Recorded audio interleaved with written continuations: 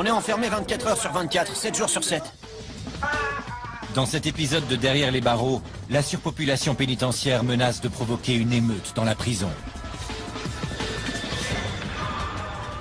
Lâchez-moi, laissez-moi tranquille. Les plus jeunes détenus craquent sous la pression. Ne prenez pas tout votre temps, c'est moi votre chronomètre. Les gardiens de la prison approfondissent donc leur entraînement en self-défense. C'est comme ça qu'on se fait tuer dans une prison. On peut pas s'imaginer ce que c'est de travailler ici tant qu'on n'en a pas fait l'expérience.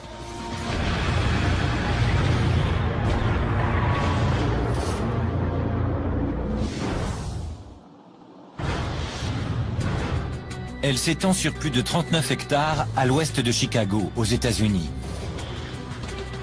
Al Capone et le tueur en série John Wayne Gacy y ont été incarcérés. On a exécuté des assassins entre ces murs.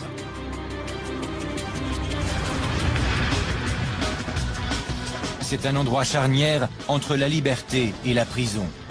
Tous les détenus sont innocents jusqu'à preuve du contraire. Et chaque jour est un combat pour maintenir le contrôle. Aucune caméra n'a pu y avoir autant de liberté avant ce jour.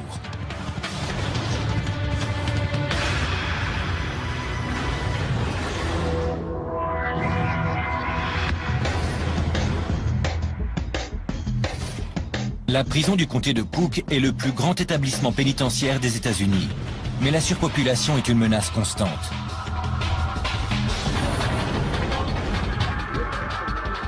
La prison est pleine à craquer. Et le personnel fait de son mieux pour maintenir l'ordre et éviter que les prisonniers ne récidivent. Chaque jour, de nombreux prisonniers arrivent. La tension monte et la violence éclate dans l'enceinte de la prison. Ici, vous avez de grandes chances de vous faire tuer, poignarder ou racketter. La section 11 est la plus perfectionnée de la prison du comté de Cook. Elle fait face au bâtiment principal et elle est équipée de caméras à chaque étage. Mais la technologie la plus perfectionnée n'empêchera jamais des prisonniers de se battre.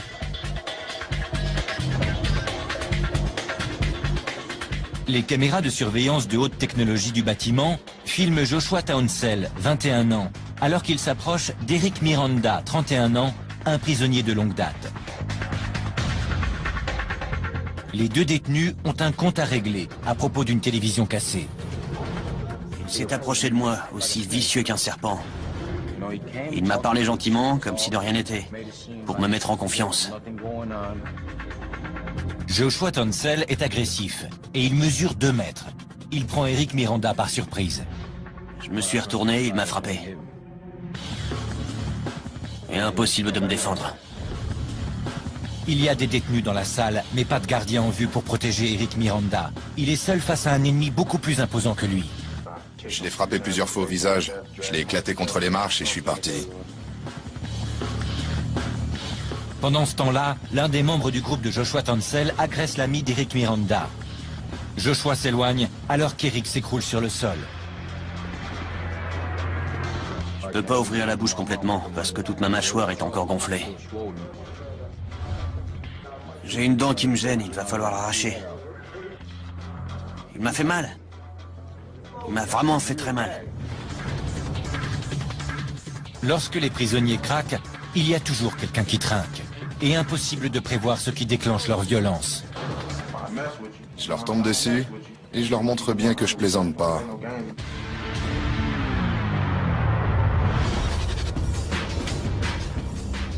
La section 5 reçoit de nouveaux venus.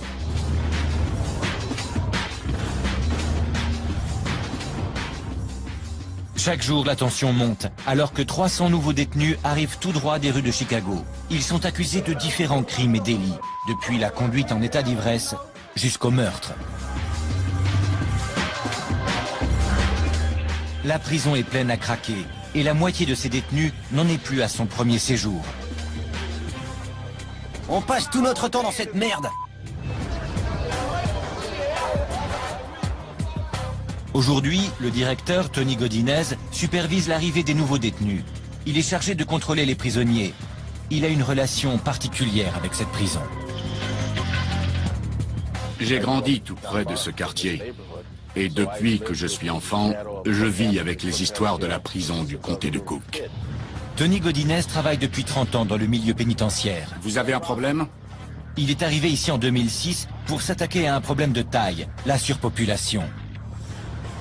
La prison a déjà accueilli jusqu'à 11 000 prisonniers et prisonnières. La surpopulation engendre des bagarres, des agressions à l'arme blanche et des émeutes. Pendant des années, la population de la prison était si élevée que certains prisonniers dormaient à même le sol. La stratégie du directeur consiste à séparer les éléments les plus dangereux du reste des prisonniers. À quel étage? Dites-moi, vous avez fait combien de séjours ici? Un certain nombre. Je voulais vous poser une question. Quand est-ce que vous pensez ne plus revenir? Il sait parfaitement que la prison est toujours pleine à craquer. Il y a tellement de mouvements dans cette prison qu'il suffit de quelques individus problématiques pour perturber le reste des détenus.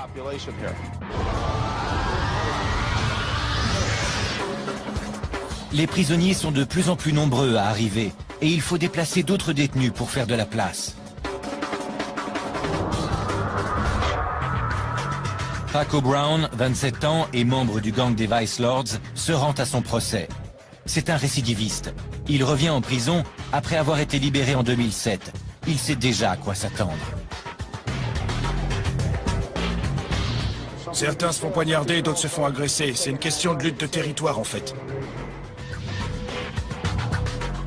Paco Brown aurait volé près de 70 000 € en espèces à un ferrailleur. C'est à l'intérieur de la prison du comté de Cook qu'il s'est fait tatouer ces 3 larmes. Elles peuvent représenter ses années d'activité au sein du gang ou encore le nombre de personnes qu'il a tuées. Elles sont tellement grandes qu'elles comptent presque double. C'est comme si j'en avais 6. Vous voyez ce que je veux dire? Paco refuse de nous révéler comment il les a obtenues.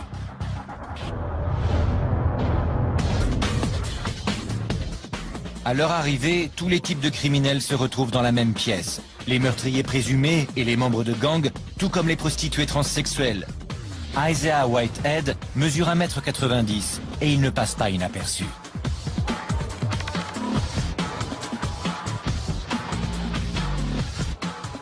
Gardien, il faut qu'il passe par la sécurité et qu'il soit fouillé, mais pas ici.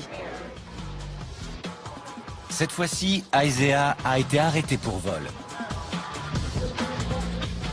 J'ai été arrêté pour racolage 119 fois. Ils disent que j'ai volé un soutien-gorge, mais en fait c'était le mien. Je l'ai enlevé pour vérifier la taille. C'est pour ça qu'ils m'ont arrêté. Une fois en prison, Isaiah va devoir affronter les autres détenus, qui s'imagineront qu'il est faible. Il ne voit qu'une fille. Mais Isaiah ne se laissera pas faire. Faut savoir se défendre et les remettre à leur place. Ils vous traitent d'homosexuels ou de transsexuels. Certains prisonniers, enfermés avec des membres de gangs ou de dangereux criminels, craignent pour leur vie. Dans la section 9, ces prisonniers choisissent d'être mis en détention pour leur intérêt personnel, c'est-à-dire en détention protégée. Reconnaissables à leur combinaison jaune, ils préfèrent sacrifier la liberté dont ils pourraient profiter dans le grand quartier et être en sécurité. Ils passent 23 heures par jour dans leur cellule, ce qui réduit les chances d'entrer en contact avec leurs ennemis ou les brutes qui les persécutent. Ryan Malik, 20 ans, a été arrêté après s'être drogué avec du cannabis et du Xanax et avoir dévalisé une station essence. Vol à main armée. J'étais au mauvais endroit, au mauvais moment. C'est la première fois que Ryan est incarcéré. Il est neutre, c'est-à-dire qu'il n'appartient à aucun groupe de prisonniers. Il n'a personne qui puisse le protéger. Eh mec, j'en ai marre! Il a rapidement quitté le grand quartier pour intégrer la détention protégée. C'était du grand n'importe quoi. Il y avait des gangs partout. Les gardiens ne voient pas toutes les bagarres. Il y a des endroits bien cachés. Et voilà. Ryan a récemment reçu une offre qui lui permettrait d'échapper à la violence carcérale. J'ai le choix entre 4 ans dans un établissement pénitentiaire de l'Illinois ou le camp d'entraînement de la prison. Le camp d'entraînement de la prison du comté de Cook offre un programme de réinsertion de 120 jours pour les jeunes délinquants les moins violents. Gardez les bras devant vous et regardez droit devant. Ne tournez pas, continuez tout droit. Allez, on se dépêche! Le sergent Paul Wharton fait passer 18 semaines infernales à 48 jeunes détenus. Oui, mon sergent! Qu'est-ce que tu fais? Retourne à ta place. Tu bougeras quand on te le dira. C'est le premier jour. Concentrez-vous sur moi. Vos camarades n'en ont rien à faire de vous. Tous les détenus du camp d'entraînement ont plaidé coupables lors de leur procès. Contre le mur. Allez, plus vite. En échange, le juge les a envoyés dans ce camp. Allez, on se dépêche. S'ils quittent le programme ou qu'ils en sont exclus, ils devront effectuer la totalité de leur peine. Ne prenez pas tout votre temps. C'est moi votre chronomètre. À suivre, un détenu craque et ne supporte plus la vie en prison.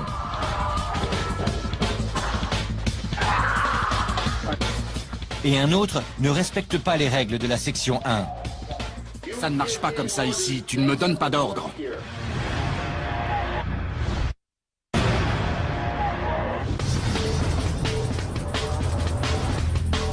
La prison du comté de Cook à Chicago aux États-Unis. Les cellules sont pleines et la tension monte parmi les détenus. La situation est véritablement explosive.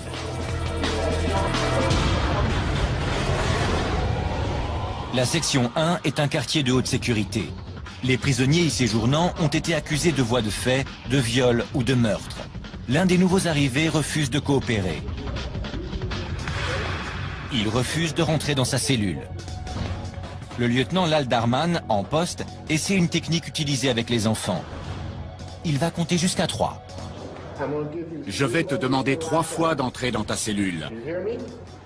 Si tu refuses la 3e fois, je t'enverrai du gaz. Le détenu refuse de bouger. Laissez-moi passer. Si le prisonnier devient agressif, les gardiens filmeront la scène et les images viendront compléter son dossier juridique. Les autres, reculez. Pour éviter qu'une arme ne termine dans les mains d'un détenu, les gardiens ne sont pas armés. Ils utilisent un gaz incapacitant pour maîtriser les prisonniers qui posent problème. Tandis que le lieutenant Lal Darman prépare son vaporisateur, le sergent Crook tente de convaincre une dernière fois le détenu de rentrer dans sa cellule. Il s'exécute enfin. Il faut que tu gères ce problème tout seul, avec ton cerveau. Tu es en prison, pas à l'hôtel. Ça ne marche pas comme ça ici, tu ne me donnes pas d'ordre.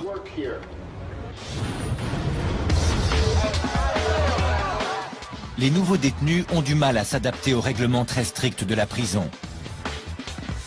Ok, on y va. Ils doivent marcher quand on le leur ordonne, se lever quand on leur dit de se lever et se coucher quand on leur en donne l'ordre.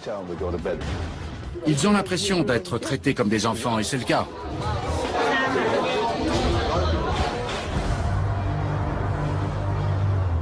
Au sein de la section 2, la plus grande difficulté que rencontre Isaiah Whitehead est de maintenir son apparence féminine. Le jeune prostitué transsexuel n'a pas d'argent et il ne peut pas acheter de produits cosmétiques à l'intendance de la prison. Ses habitudes esthétiques et son look sont donc radicalement différents. La dernière fois que vous m'avez vu, j'étais pas complètement rasé. Mais j'étais pas aussi poilu que je le suis maintenant. C'est loin d'être l'idéal. Isaiah n'a pas les moyens de payer sa caution fixée à 150 €. Il va devoir rester en prison pendant quelques semaines et se défendre contre les prisonniers qui voudront des faveurs sexuelles. Ils se prennent pas pour n'importe qui. Mais si dehors une jolie fille, aussi jolie que moi, quand je peux me pomponner, ne leur adresse pas la parole, pourquoi je le ferais?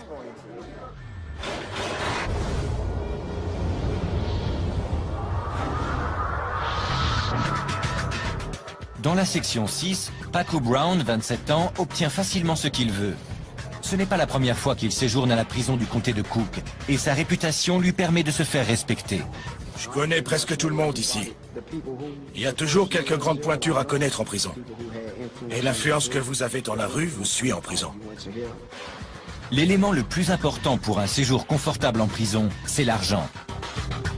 Si vous avez de l'argent, vous pouvez vous en sortir. Si vous êtes fauché, même si vous avez des relations, vous allez galérer.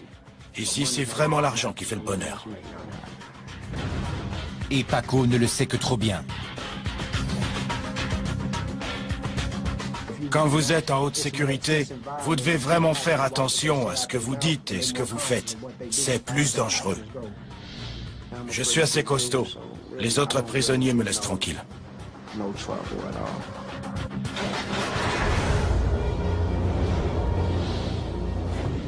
Pour échapper à la prison, certains détenus optent pour le camp d'entraînement. De nombreux prisonniers attendent pendant des mois de pouvoir intégrer ce programme. Vous ne pouvez faire bonne impression que la première fois. Encore, du nerf! Si ces jeunes délinquants terminent le camp d'entraînement et sont relâchés, ils ont 2 fois moins de chances de récidiver que les autres détenus. C'est bien compris? Oui, mon sergent! Le camp d'entraînement est extrêmement strict. Les prisonniers doivent faire de l'instruction, assister à des cours, et les sergents instructeurs passent leur temps à leur hurler dessus. Vous devriez avoir honte! Recommencez. Allez, plus vite. Levez bien votre plateau et gardez les pieds serrés. Ryan Malik a 20 ans, et il prend son premier repas au camp d'entraînement. Levez vos plateaux jusqu'à la poitrine et avancez! Même pendant leur repas, les prisonniers ne sont pas autorisés à se parler ni à se regarder. Vous ne savez pas vous comporter correctement? On va vous apprendre. C'est bien compris? Oui, mon sergent! Les prisonniers qui refusent d'obéir aux ordres sont vite remis à leur place. Va au coin. Quand l'un d'entre vous va au coin, il empêche les autres de pouvoir se reposer. Ils ne reçoivent que 5 avertissements avant d'être renvoyés de l'autre côté de la prison. Ok, on y va! Ces jeunes sont sous le choc. Ils ne pipent pas un mot. Et je vous garantis qu'ils n'ouvriront pas la bouche. Mais dans la section 9, le quartier de haute sécurité, c'est une autre histoire. Les gardiens doivent réagir. Un prisonnier a craqué. Éloigne-toi de la porte. Tyson Reed, 19 ans, accusé d'agression sexuelle, ne supporte pas d'être enfermé dans sa cellule. Il est maintenant...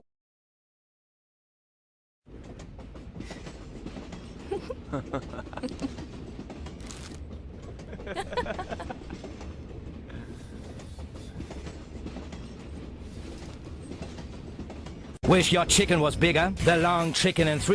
Hey, can I have a Dorito?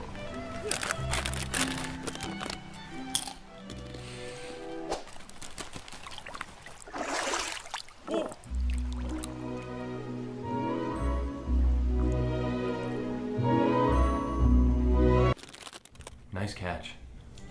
Mom, Dad, this is Cindy. Cindy, yes. So nice to meet both of you. Nice to meet you finally. Travis has told us so much about you. All good things, I hope. Yes, of course. Good. Please, please, Thank welcome. you. Oh, Mom, no. Dad, this is Shannon. Oh, hi. Shannon? And this is Aaron. Hey, cutie. That is Jessica. Jenny, Sarah, Megan, Hi. Nicole, Elizabeth. Using mine. Relax. I'll have this all cleaned up. I'll make you a nice dinner. Love you. Bye. Bye, baby.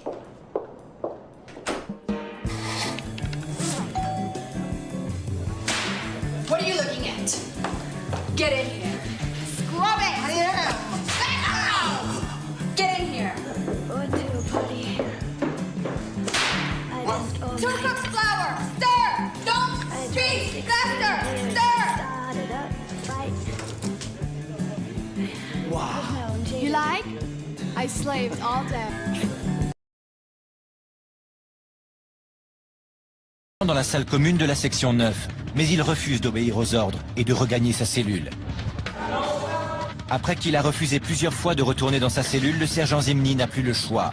Il doit utiliser son gaz incapacitant.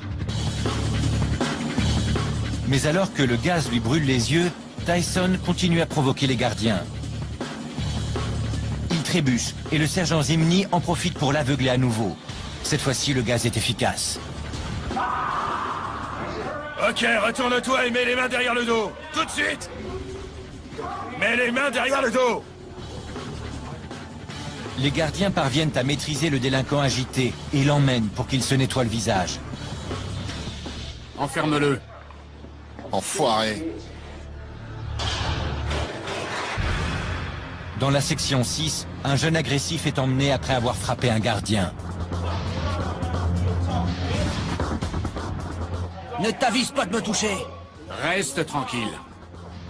Il a refusé les menottes et a frappé un gardien au visage.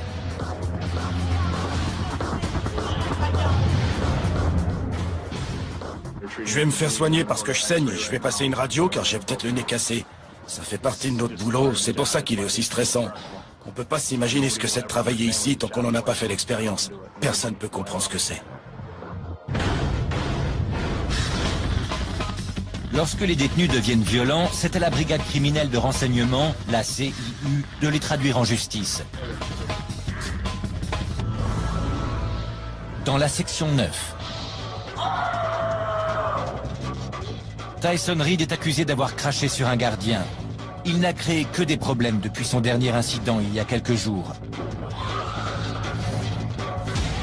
Le jeune homme de 19 ans reçoit donc la visite des inspecteurs du CIU, Joe Duganzik et Jim McCaffrey.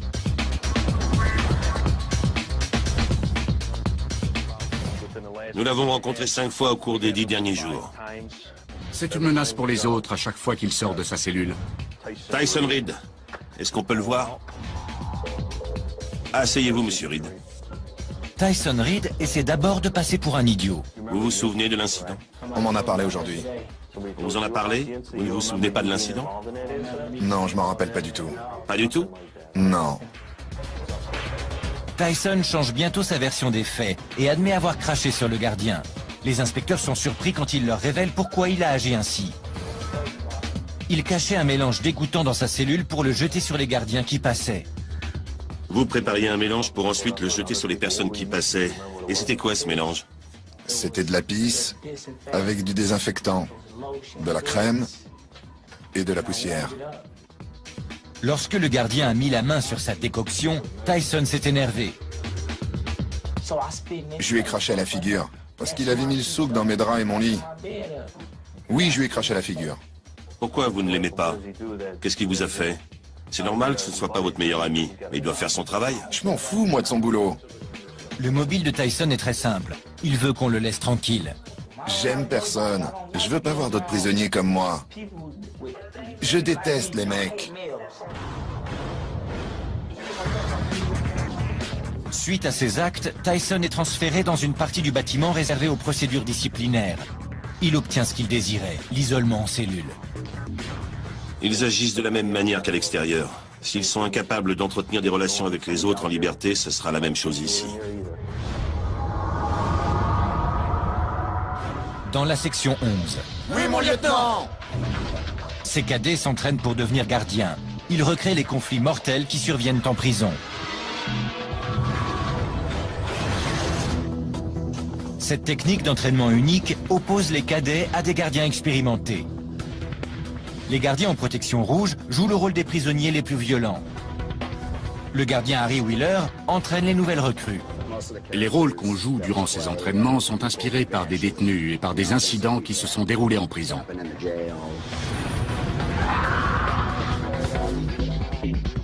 Les élèves rencontrent immédiatement des problèmes dès qu'ils demandent aux faux prisonniers de regagner leurs cellules. À vos cellules!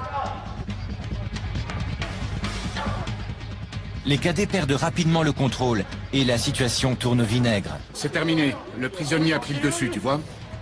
Les faux prisonniers se jettent immédiatement sur la cadette Monique Cooper. Allez, défends-toi, sinon je vais te poignarder.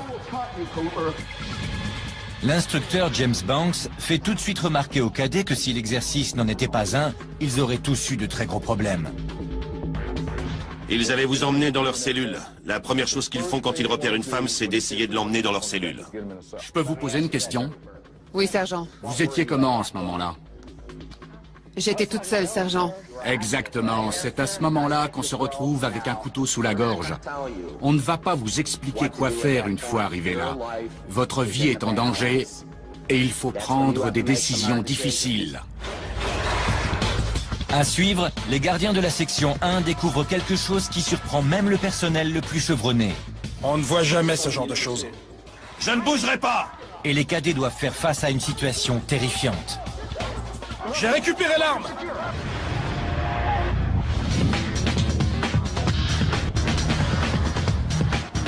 La surpopulation carcérale met en danger les prisonniers tout comme le personnel de la prison du comté de Cook. Lorsque les prisons sont pleines, les nerfs sont à fleur de peau et les prisonniers risquent de s'en prendre au premier venu. Les gardiens apprennent à résister aux provocations perpétuelles des détenus. Ils se mettent à vous insulter, à faire des remarques racistes, ou à vous parler de votre mère, avec qui ils prétendent avoir eu des relations intimes. Ils vous tapent sur le système. L'entraînement des élèves gardiens leur apprend à résister à ce genre de provocation. Harry Wheeler et les autres instructeurs portent des protections rouges. Ils vont simuler les situations violentes que les gardiens d'une prison doivent affronter. Au cours du dernier exercice, les cadets n'ont pas su garder la situation sous contrôle et Monique Cooper était sur le point d'être traînée dans une cellule. Ils doivent maintenant faire face à un autre type de problème. Je vais te poignarder.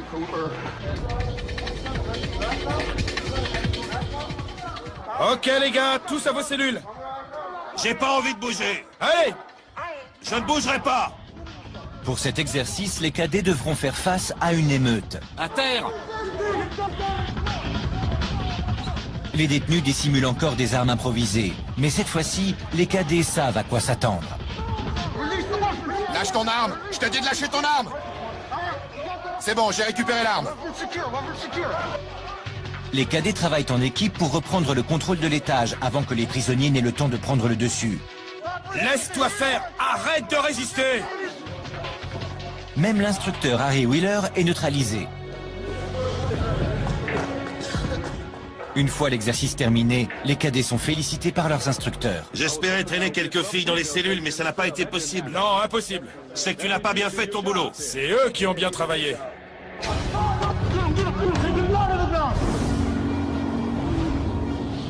Le bâtiment que les gardiens craignent le plus, c'est la section 1.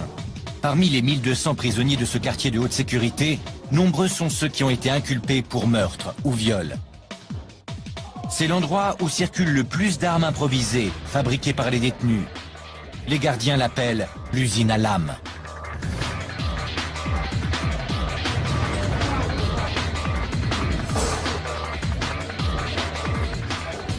À l'étage E4, les gardiens effectuent une fouille des cellules. Ils suspectent certains prisonniers de préparer un affrontement.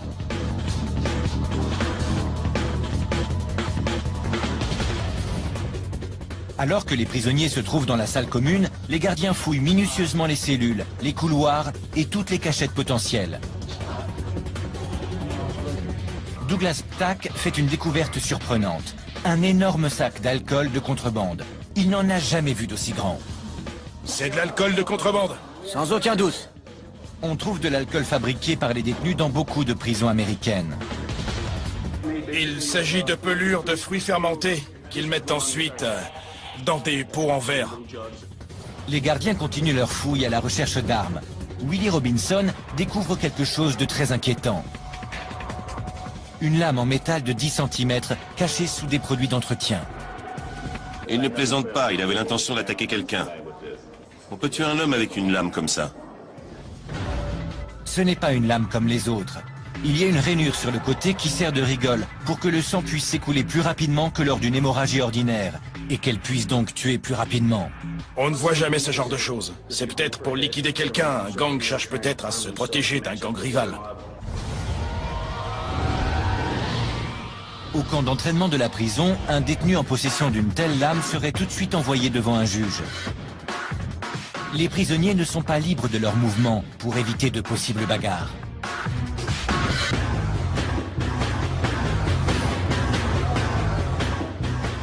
Levez-vous! Allez-y, levez-vous! Oui, mon sergent! Regardez droit devant vous. Vos pieds doivent être à un angle de 45 degrés. Restez immobile. Ne bougez pas d'un poil. Les prisons sont pleines à craquer de détenus dangereux. Les gardiens souhaitent que les jeunes délinquants qui ne sont pas agressifs sortent le plus rapidement possible. Alignez-vous par 3. Gardez les yeux devant vous. Ryan Malik purge une peine pour vol à main armée. Pour lui, le choix qu'il a à faire est évident. Je peux passer 4 ans en prison ou venir ici et repartir à zéro. Les méthodes du programme de réinsertion ont prouvé leur efficacité. 50% des prisonniers qui purgent leur peine dans les autres bâtiments de la prison récidivent, alors que seulement 20% des prisonniers du camp d'entraînement retournent en prison. Je suis très sérieux, aussi vite que vous le pouvez. Mais pour James Hughes, qui a intégré le camp d'entraînement, ces statistiques ne sont pas convaincantes. Le jeune délinquant de 21 ans doute de lui-même. Il rencontre le directeur du camp, John Harrington. Détends-toi. Le capitaine m'a dit que tu voulais abandonner le camp, c'est vrai? Oui, monsieur le directeur. Tu veux bien m'expliquer pourquoi? Je me mets facilement en colère. Et j'ai peur de frapper un gardien à nouveau si je reste. Tu pourrais frapper quelqu'un? Oui, c'est ça. James est accusé de possession de drogue, notamment de 34 pilules d'ecstasy. S'il quitte le camp, il devra purger une peine de 3 ans de prison. 3 ans. 3 ans, d'accord. Tu ne préfères pas sortir d'ici dans 18 semaines plutôt que dans 3 ans? Si, monsieur. Tu n'as passé qu'une journée ici. Oui. Je crois que tu devrais être un peu plus patient. Reste encore une nuit et réfléchis. Il ne lui faut pas longtemps pour se décider. En résumé, James Hughes va quitter volontairement le camp d'entraînement. Il est parfaitement conscient qu'il va retraverser la rue et rester de l'autre côté. Il préfère passer 3 ans en prison que 4 mois en camp d'entraînement. Il est reconduit dans sa cellule avant d'être transféré en prison.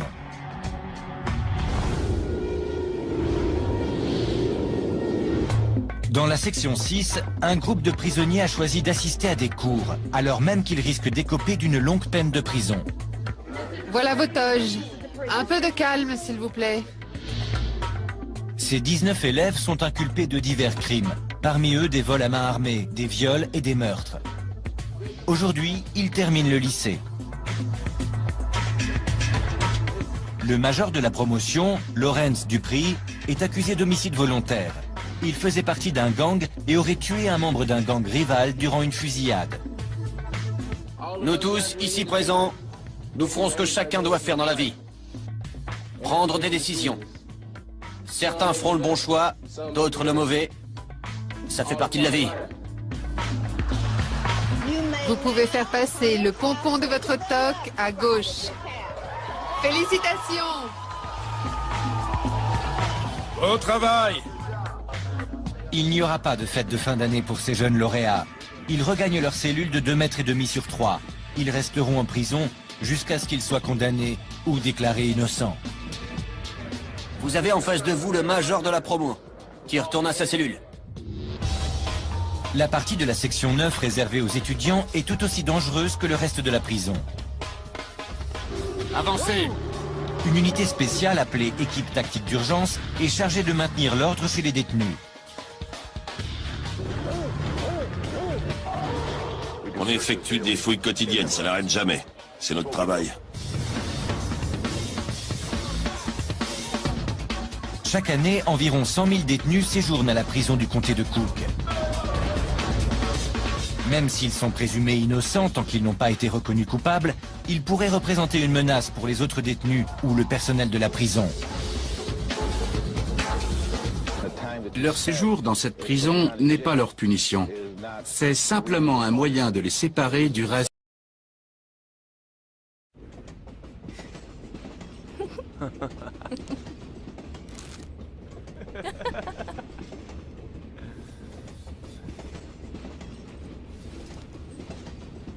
Wish your chicken was bigger. The long chicken and 3.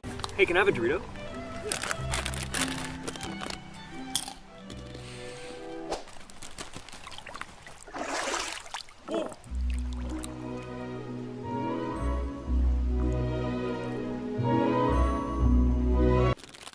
Nice catch.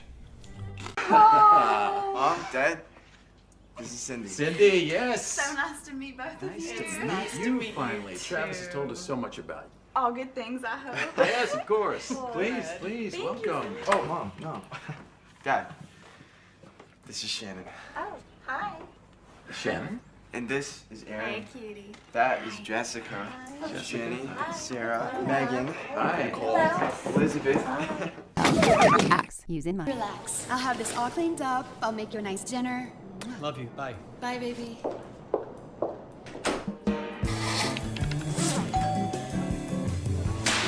What are you looking at? Get in here. Scrub it! I am. Get in here. What to, buddy? 2 cups flour. Stir. Don't speak. Faster. Stir. Started up the fight. Wow. You like? I slaved all day.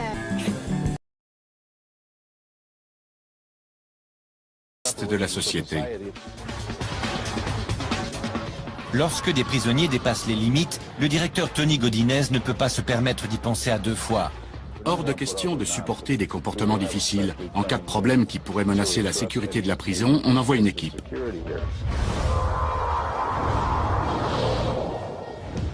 Il s'agit d'une équipe d'intervention d'urgence. Aujourd'hui, elle a pour mission la fouille de la zone scolaire de la section 9. Ok les gars, mettez-vous en ligne.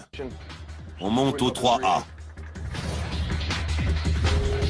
Le sergent John Manos suspecte certains groupes d'élèves de posséder des armes blanches.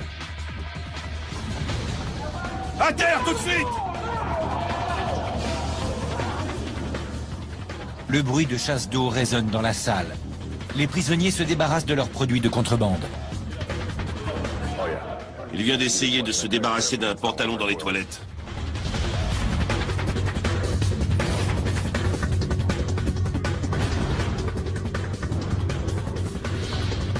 Il découvre des messages codés passés d'un détenu à un autre. Ce sont des ordres venant d'un gang. Il met 6 semaines à inventer un code que nous déchiffrons en à peine 30 secondes. Ce message dit qu'il y a 5 lames, 5 armes blanches à cet étage. On va passer notre journée à le fouiller.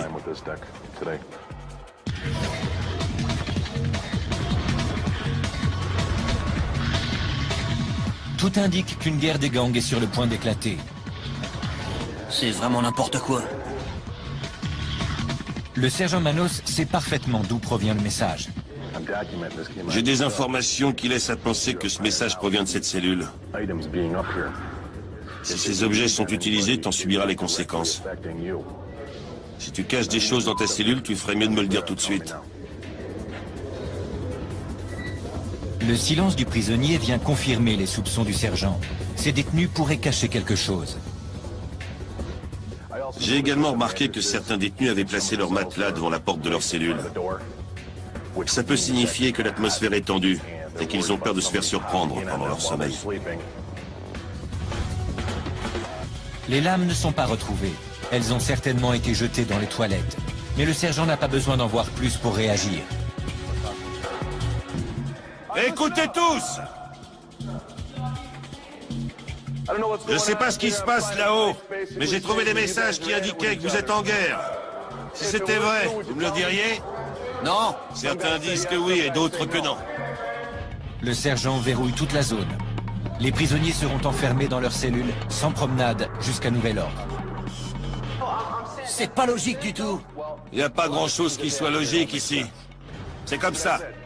Non, non, attends! Ils essaient de nous rendre dingues. Dans les couloirs de la section 9, Tyson Reed refuse toujours de coopérer. Il n'est pas très sociable et fait des siennes pour éviter d'avoir un compagnon de cellule.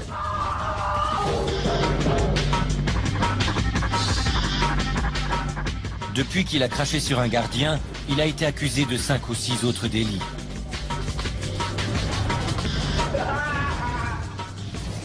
La brigade criminelle de renseignement l'a à l'œil. Il y a eu plusieurs altercations avec d'autres détenus.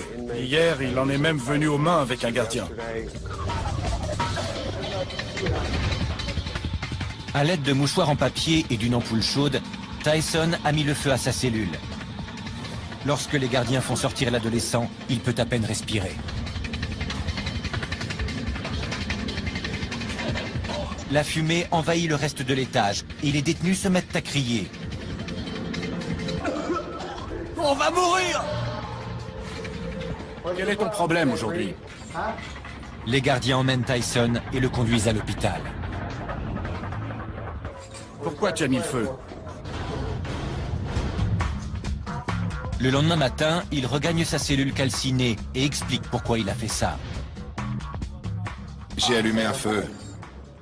J'étais énervé. Fallait que je me défoule. Et il ne compte pas s'arrêter là.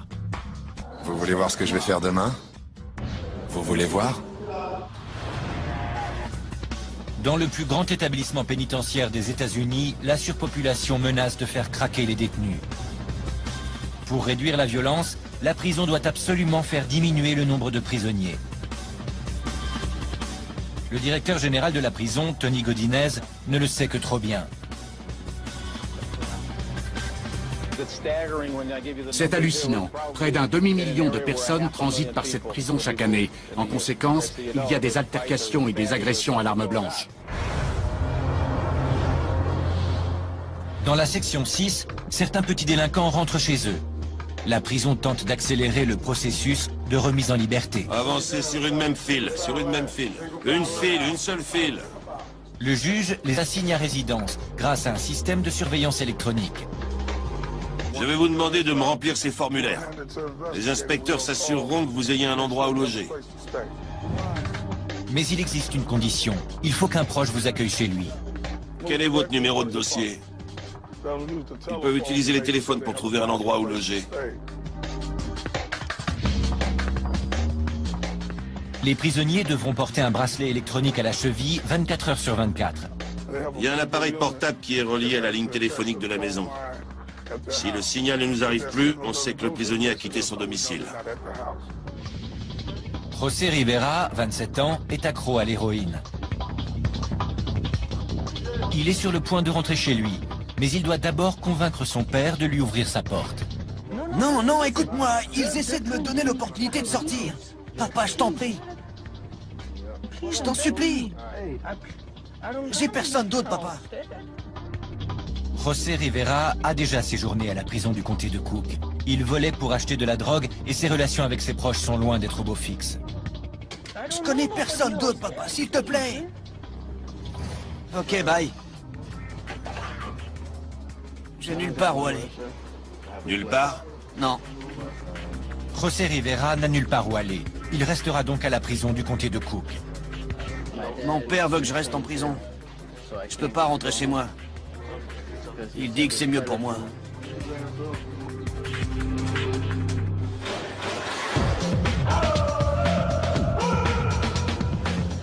Asseyez-vous.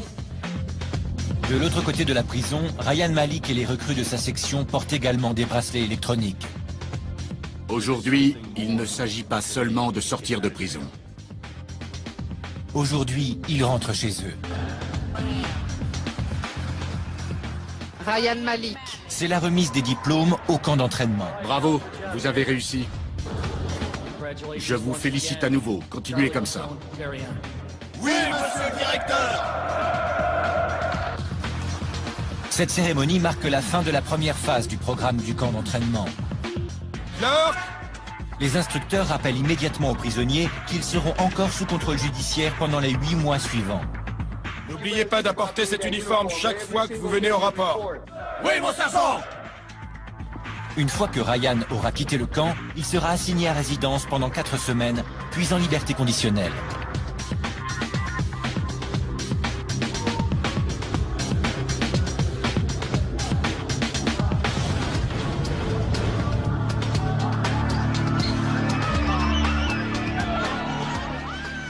La mère de Ryan est persuadée que son fils ne reverra plus l'intérieur d'une prison. C'est très positif. Sa vie sera bien meilleure maintenant. Il voit les choses différemment.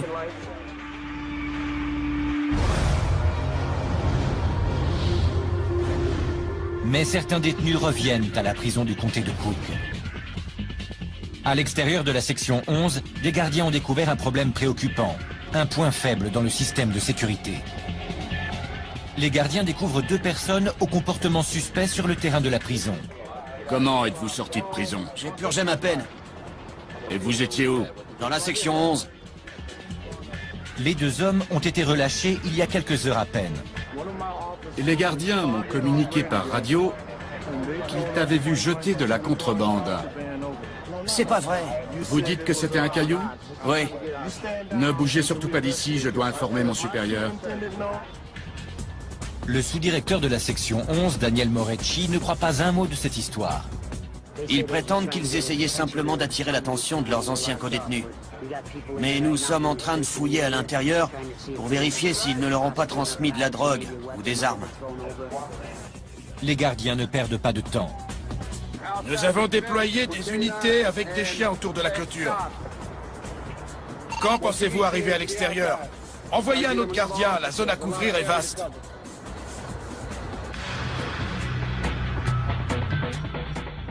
Une fouille minutieuse de toute la zone ne donne rien. Si de la drogue ou des armes ont été transmises à la section 11, elles ont maintenant disparu au cœur de la prison. On ne sait pas ce qu'ils ont jeté.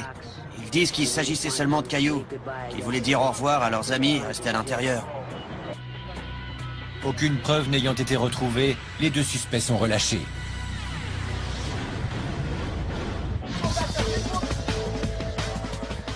À la prison du comté de Cook, à Chicago, la surpopulation est un problème de taille. Plus il y a de nouveaux arrivants et plus il y a de problèmes. Le directeur, Tony Godinez, et le personnel de la prison tentent d'éviter que la violence n'éclate et que les prisonniers ne récidivent. Nous voyons avec inquiétude les prisonniers qui reviennent les uns après les autres. Si la situation ne change pas à l'extérieur, les risques que ces détenus récidivent et reviennent en prison sont très élevés. Chaque jour, des centaines de prisonniers sont relâchés. Quand vous entendez votre nom et votre prénom, levez la main bien haut, d'accord? Ceux qui ont suffisamment d'argent pourront payer leur caution avant leur procès. D'accord, désolé.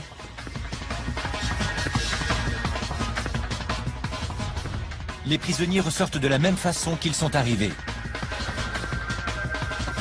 Certains ne remettront jamais les pieds dans une prison, mais la moitié d'entre eux reviendra à la case départ d'ici 1 an. D'autres prendront un bus qui les emmènera dans une autre prison. Leur séjour à la prison du comté de Cook est terminé, pour le moment.